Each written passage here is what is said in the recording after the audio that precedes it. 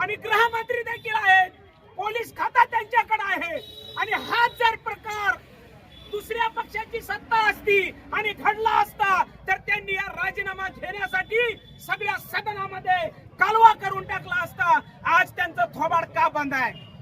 आणि ज्या लोकांचं त्या चिठ्ठीमध्ये पत्रामध्ये सुसाईड नोटमध्ये नावं लिहिली गेली, त्यांच्या नावानं आंदोलन, त्यांच्या नावानं निवेदनं दिली गेली आणि त्या लोकांना क्लीन चिट देण्याचं काम हा गृहमंत्री करतोय. हे मोठं दुर्दैव आहे या महाराष्ट्राचा.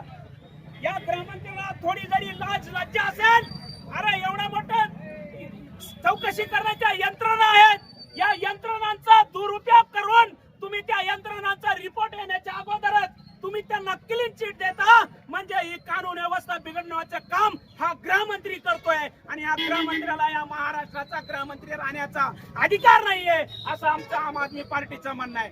खरं तर या ताईला श्रद्धांजली वाहून चालणार नाही. आपल्याला याच्यापेक्षा देखील मोठा लढा उभा करावा लागेल. आणि गावागावापर्यंत इथं जरी मूठभर जरी